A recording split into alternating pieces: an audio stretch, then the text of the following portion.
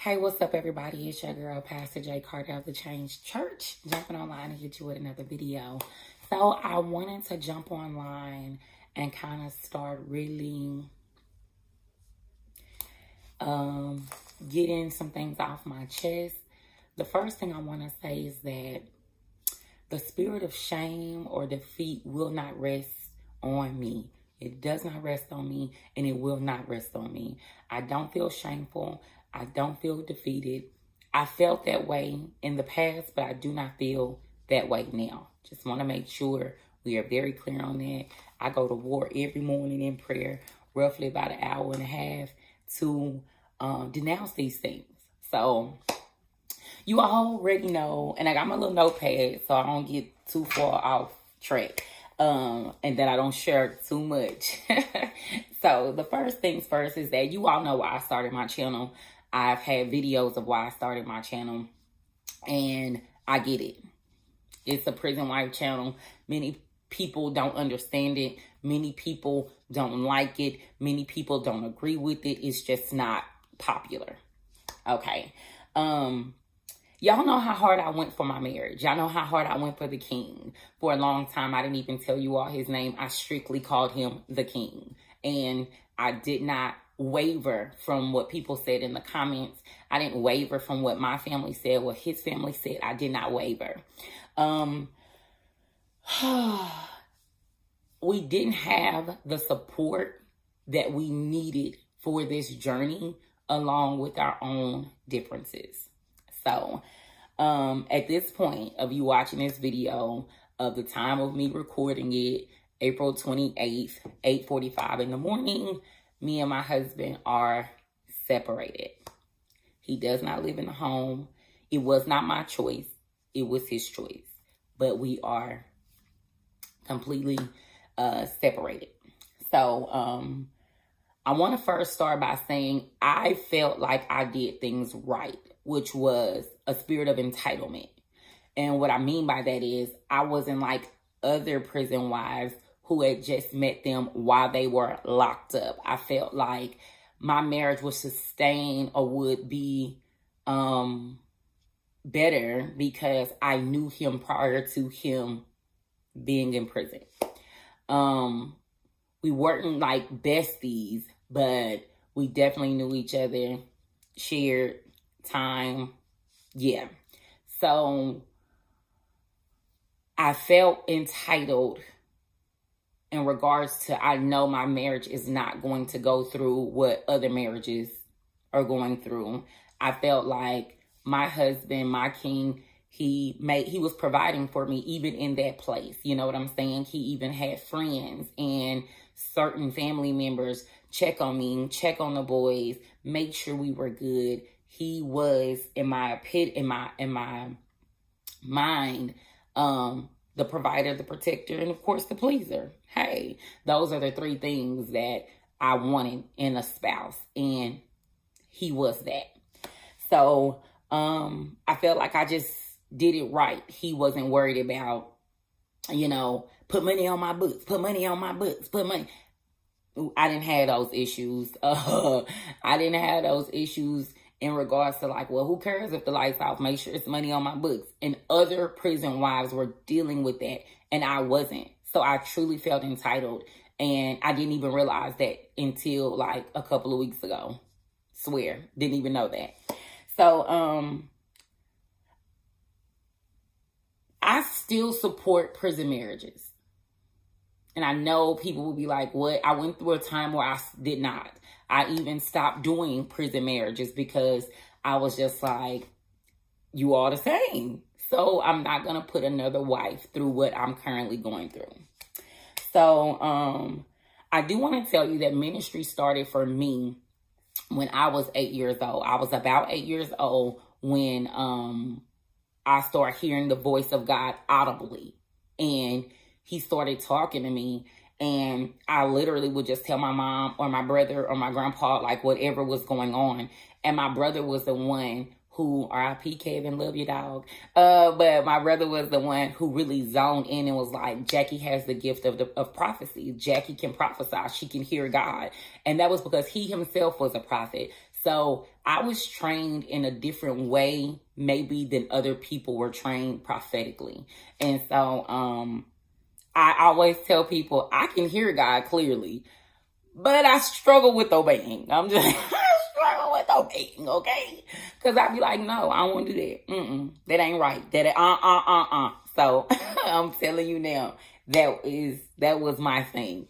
And so I prayed for my husband. I prayed for his freedom. I used my pastoral influence, you know, in the city or whatever to make sure letters was written. Hey, do you mind writing this letter for my husband? Blah, blah, blah, blah, when it comes to him coming home. And those who still remained my friend after I told them I was marrying this man, because I went through a complete exile, okay? When I said I was marrying my husband, you all know the story. I didn't have friends. I didn't have family. I literally had like 3 friends. Like, that's it, 3 friends. And 2 of those friendships has since then dissipated. So, we'll get into that. But I literally fast prayed for my husband for his approval. You all went through a denial with us. We wrote books together. My husband is a stand-up man. My husband is a stand-up guy, period. I fasted and prayed until he got approved. The millisecond he got approved, I was so excited. His approval was a distraction that the enemy used. And yes, the enemy can use blessings as a distraction if we idolize something outside of God.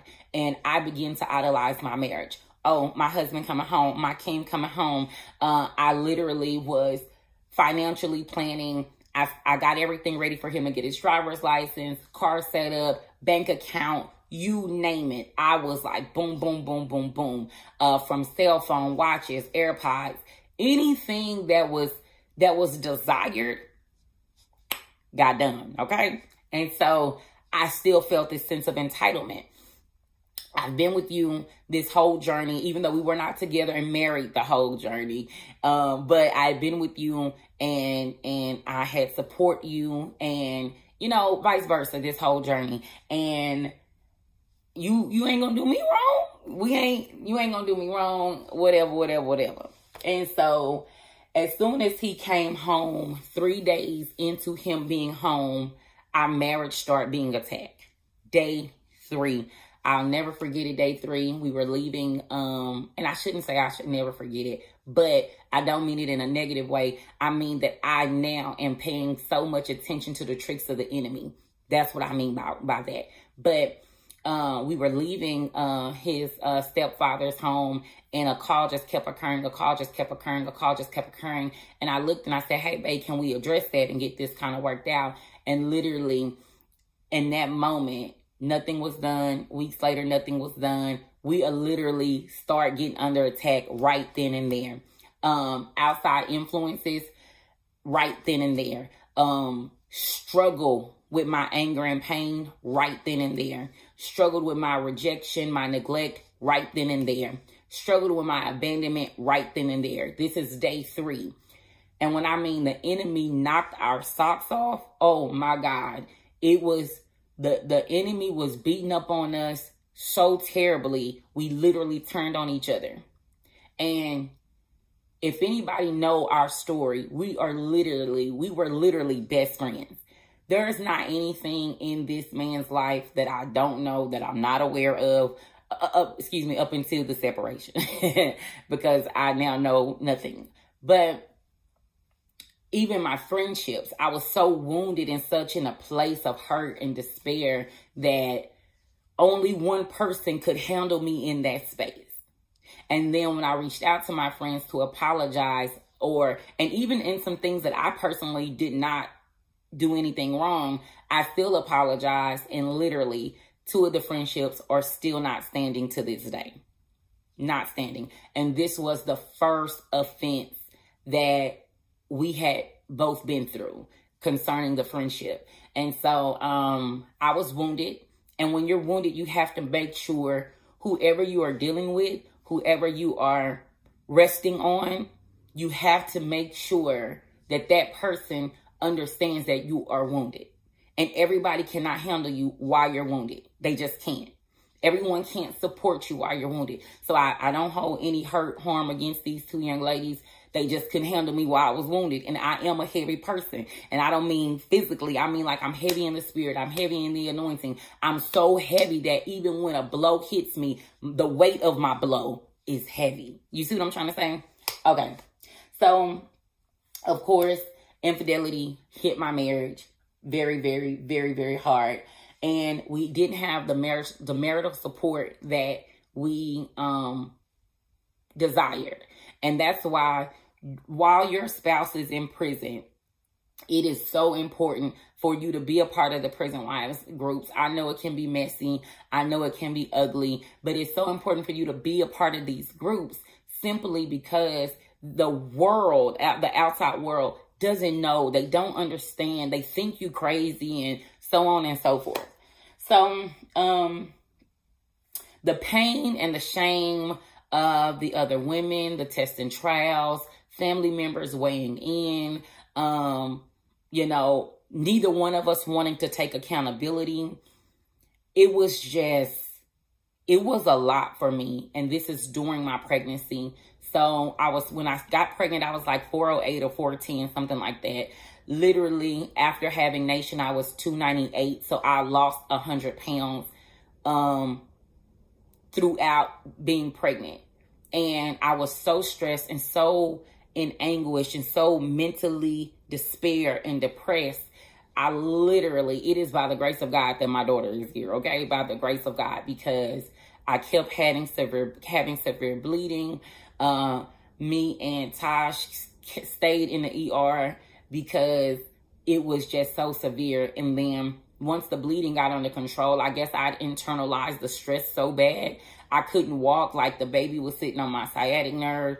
And literally, I tried everything for relief. It was so bad. I literally was peeing in a bucket on the side of my bed. I was peeing in the bucket on the side of my bed. Okay? Like, literally. It was just horrible. It was a horrible experience, but I thank God for my baby girl. So, more texts kept happening after the pregnancy. And after the pregnancy, I tried to be the secular wife.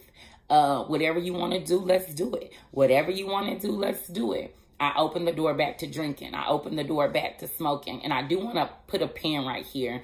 God had already,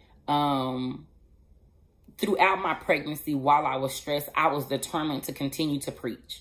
Now, I wasn't smoking and drinking then I was pregnant, but I was definitely determined to preach because I felt like this is the way I can stay encouraged, not knowing I was bleeding on the people. Had no idea I was really bleeding on the people. So if you are in ministry in some form and you're hurting, it's okay to sit down and get yourself together before you go out and bleed on the people, okay? And I have no idea how long this is going to be, so we may be like part 1, part 2. Maybe part 3, part 4. I'm not too sure. But I am almost finished with the book in regards to principles and things that you should do when your husband comes home. I am working on that. I'm almost done with that. But you all know I've been working on that anyway. So what I did not realize is that I allowed things from my past coupled with what me and my husband was going through to make me bitter, to make me angry, and literally aggressive and abusive. Yes, y'all. I was running up on my husband. Listen, the type of things, which it'll be listed in the book of the things, certain things that we did go through, it made me so angry. Like, I kept thinking, which is the wrong way to think. I kept thinking, look at all I've done for you and I deserve this. Look at all I've done for you and I deserve this. So if you are in a marriage and you think marriage is about you, you are wrong. Marriage is about serving the other person, no matter how it looks, which is why God doesn't want us to get married so hastily. And in my opinion, it wasn't hastily, but clearly, hey, he doesn't want us to get married hastily because the Bible tells us it's better to not make a vow than to make a vow and break it. So, but anyway, my anger and pain had me, lashing out And I mean lashing out. I spoke nothing of good of this man, but that pain and that anger and that bitterness and that loneliness, it really took over my whole entire life, y'all. I tried to commit suicide.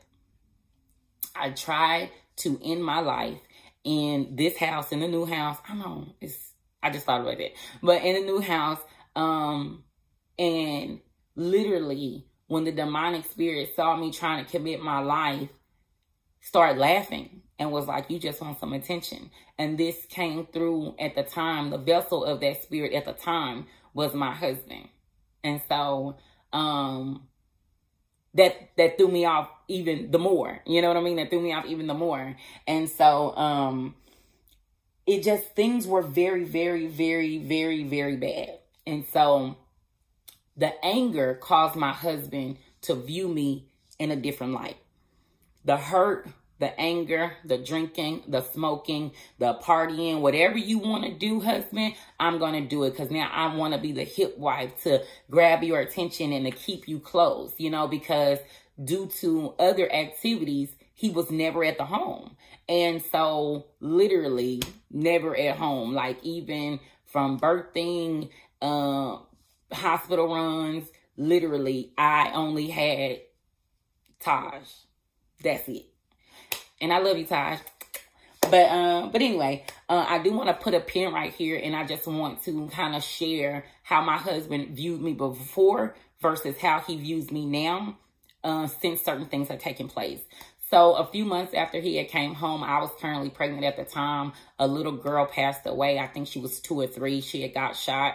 I don't know all the details of the story, whether it was a sibling or a parent's rivalry or just adults rivaling. I don't know the story. But what I will say is that a baby lost her life due to guns not being secured around her. The guns were not locked up around her, regardless of what took place.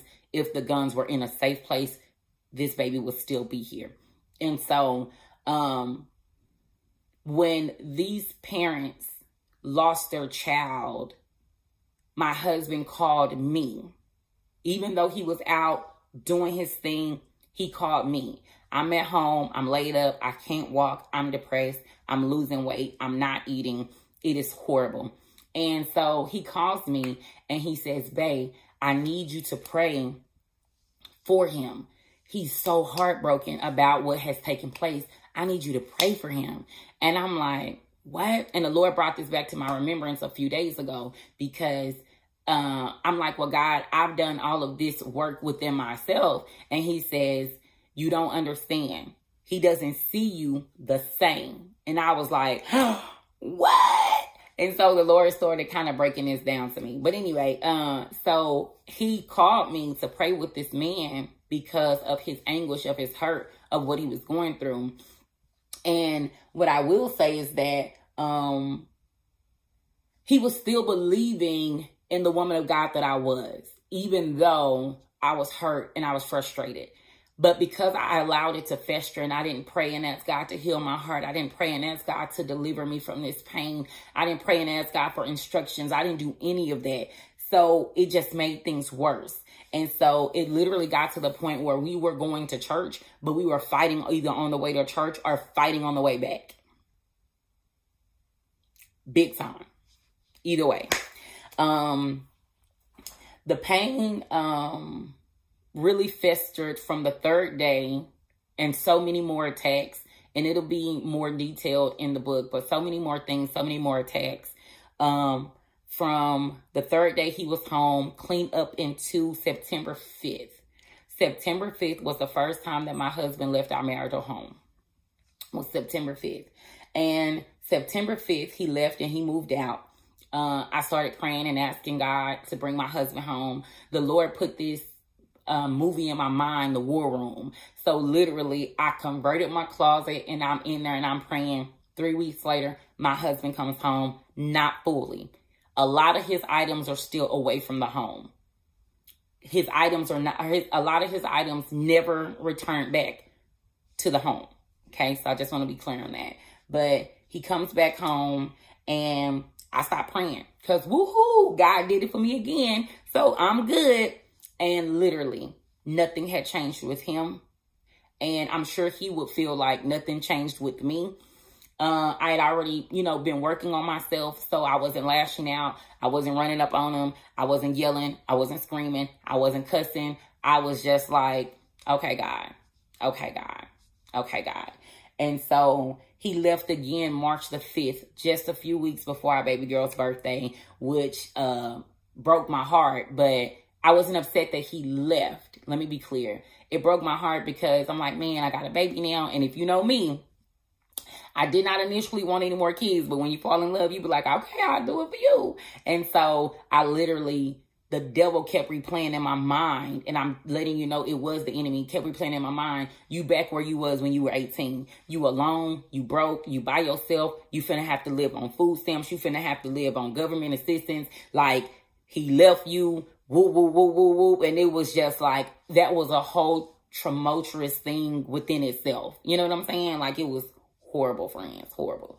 And so, I wasn't devastated about him leaving. I was more devastated like, oh my goodness, what is happening with my life now? Now, the minute that I started praying when he left in September, and just to let you know, this was 20 days after the vow renewal, and I'll post those things because I'm not shameful of any part of this experience anymore. I am not shameful at all. And that's the one thing. The devil will try to hold you in shame, keep your head down like, oh, you didn't do what was right and woo, woo, woo, woo, woo. I'm going to hold my head up because everything that you go through makes you for who you are. Everything that you've been through shapes you and you learn your lesson and you keep on moving. You understand? So I'm not shameful by any means. Anyway, nevertheless, let's keep going. And so, because I'm technically late for work. But I want to get this out. And so, I was devastated. And yeah, I was devastated the first time he left. But I was praying and asking God. And I actually got a better job, like a big banking job. And so God blessed me with a better job. I mean, at this point, I feel like I don't really need him. I don't need them. I don't need that because I'm the bank now, right? Wrong, wrong, wrong, wrong, wrong. So when he left in March, I now am working 2 jobs. When he came back home the latter part of September,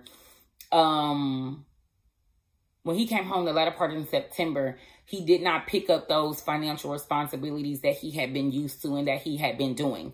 So he was present. A lot of his clothes wasn't here, but he had abandoned the financial responsibility of our family.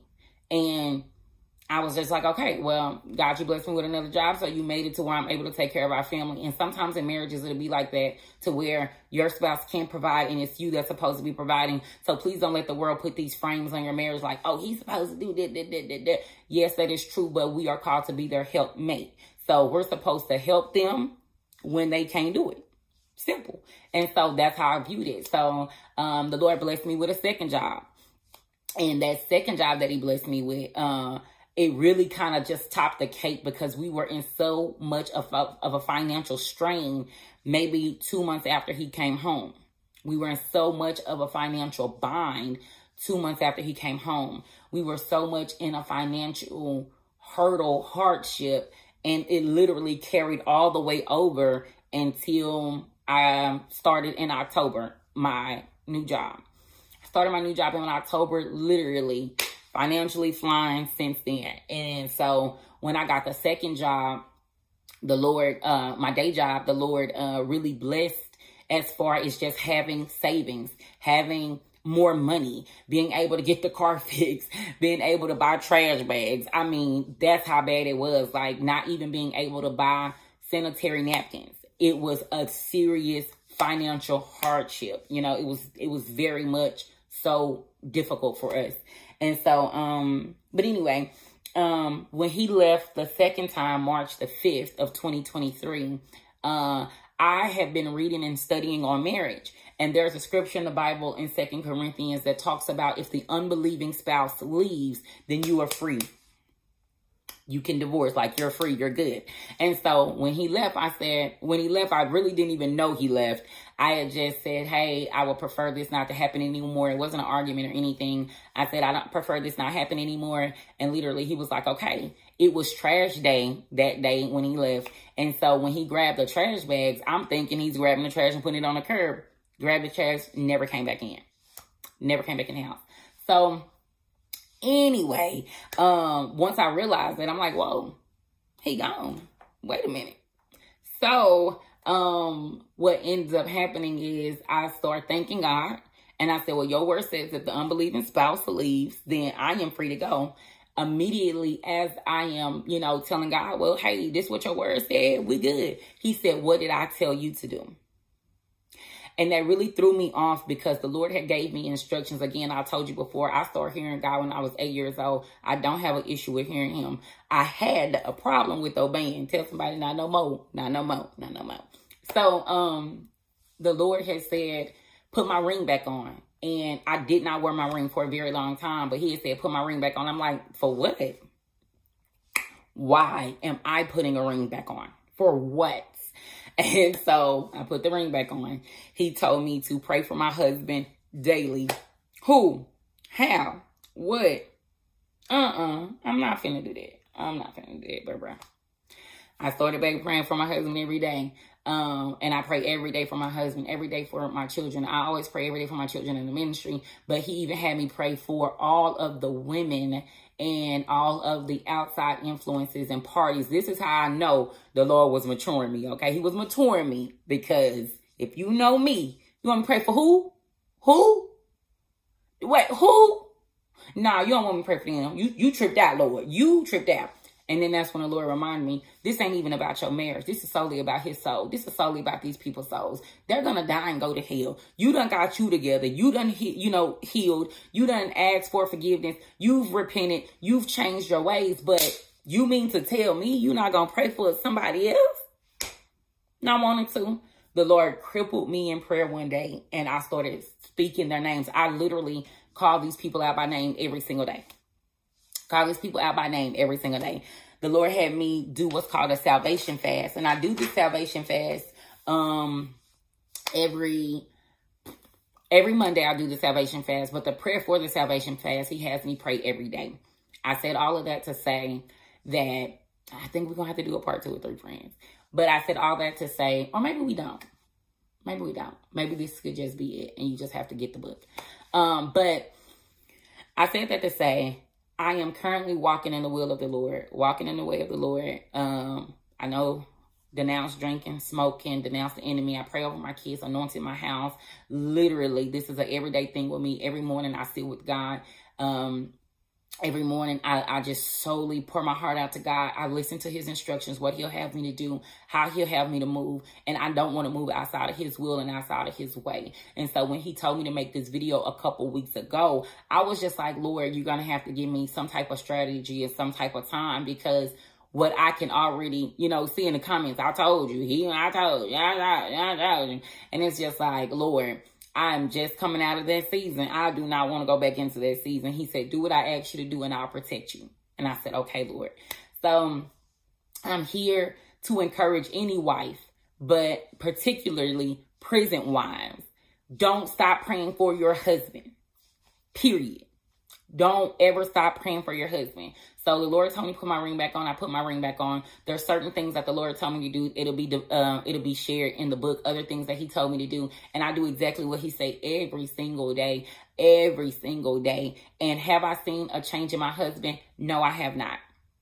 I have not seen a change in my husband. But God told me it's some things that I don't need to see. It's some things that I don't need to be a part of.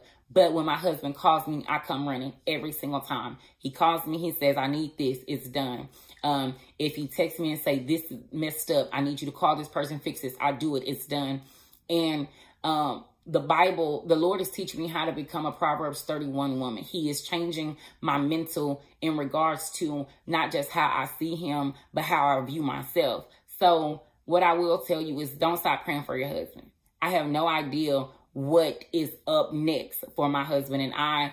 So that's why you haven't been seeing him on the channel. I can't tell you if you will see him on the channel, but what I will tell you is that this journey is supposed to inspire somebody, and I just hope it inspires you all. And yeah, so that's a piece of my story. I believe the rest will probably be in the book. I mean, it is in the book, but as far as coming online and talking about it, I'm not too sure if I would do that, because it's a lot of things that, it's a lot, friends. It's a lot. So I do want to thank you all for watching. Like, comment, share, subscribe. Tell the world God is about to do it again. He has healed me, so I know he's on the way to doing it again. He has fixed my finances, so he's on the way of doing it again. The things with my children are lining up, baby. He's doing it again. And so, yeah. And that's the thing. So, I love y'all. Peace.